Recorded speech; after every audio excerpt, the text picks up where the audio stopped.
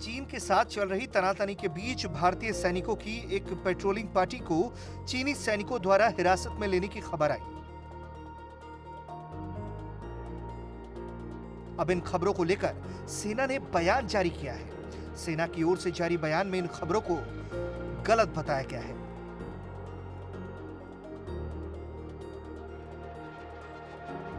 Media का वो धड़ा जो हमेशा पत्थरबाजों से लेकर हिंसा करने वालों के मानवाधिकार की रक्षा करने की तत्पर दिखाई देता है, वो तबका भी इस बार भारतीय सेना को लेकर ऐसी खबरें देने में जुटा रहा। लेकिन सेना के मनोबल पर इससे रत्ती भर भी फर्क नहीं पड़ा।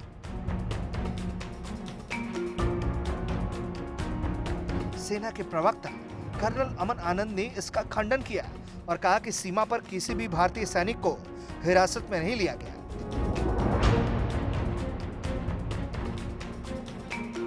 इससे हम स्पष्ट रूप से इनकार करते हैं। उन्होंने साफ साफ शब्दों में कहा है कि कुछ मीडिया इस तरह की खबरों को बगैर सोचे समझे चलाता है, तो इससे केवल राष्ट्रीय हितों को चोट पहुंचती है।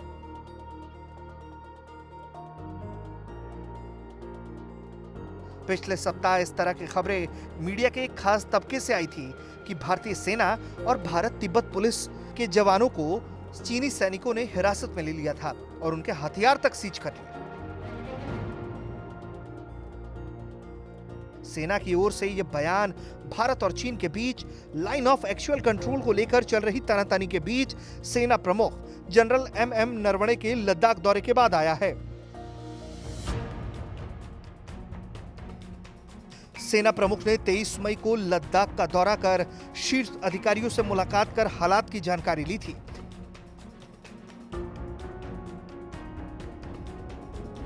सेना प्रमुख ने लेह स्थित सेना के 14 कॉर्प्स मुख्यालय का भी दौरा किया और उत्तरी कमांड के अधिकारियों से हालात को लेकर चर्चा की थी। चीन कोरोना वायरस की महामारी से लेकर वैश्विक स्तर पर घिरा हुआ है। ऐसा माना जा रहा है कि कूटनीतिक दबाव झेल रहा चीन दुनिया का ध्यान अब सीमा विवाद की ओर शिफ्ट करना चाहता है। पिछले दिनों लद्दाख के अलावा सिक्किम में भी सीमा पर दोनों देशों के सैनिकों के बीच झड़प की घटनाएं सामने आई थी।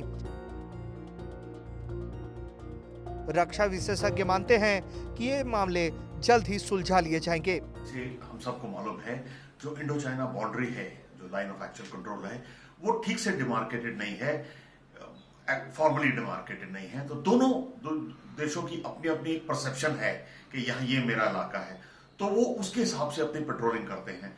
तो काफी बार हो चुका है कि पेट्रोल क्लैश करती हैं, तो स्टैंड ऑफ सा हो जाता है। लेकिन जो पीस एंड ट्रैंक्विलिटी एग्रीमेंट में और जो एग्रीमेंट हुई है दोनों देशों के बीच में, उसके हिसाब से कुछ ड्रिल्स हैं जो दोनों देश फॉलो करते हैं ताकि झगड़ा ना बढ़े ना। मैं समझता हूं कि गलवान इलाके में जहां हमने थोड़ी बहुत डिफेंस कंस्ट्रक्शन एक्टिविटी की है, सड़क बनाने की एक्टिविटी की है, तो थोड़ा सा चाइना को लगता है कि शायद कुछ हरकतें उनके लाइन ऑफ परसेप्शन की साइड पे हो गई हैं, तो उसकी वजह से ये इश्यू थोड़ा सा बढ़ गया है और थोड़े तनाव बढ़ने के कारण दोनों साइड से थोड़ी डिप्लॉयमेंट ज्यादा हो गई है। मुझे नहीं लगता कि ये इसमें कुछ ज्यादा फिक्र की बात है।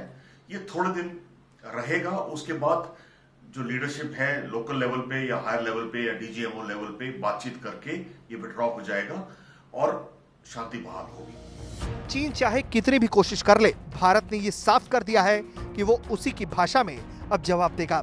ऐसे में चीन इसे जितनी जल्दी समझ ले, उसके लिए उतना ही ठीक होगा। ब्यूरो रिपोर्ट, भारत तक।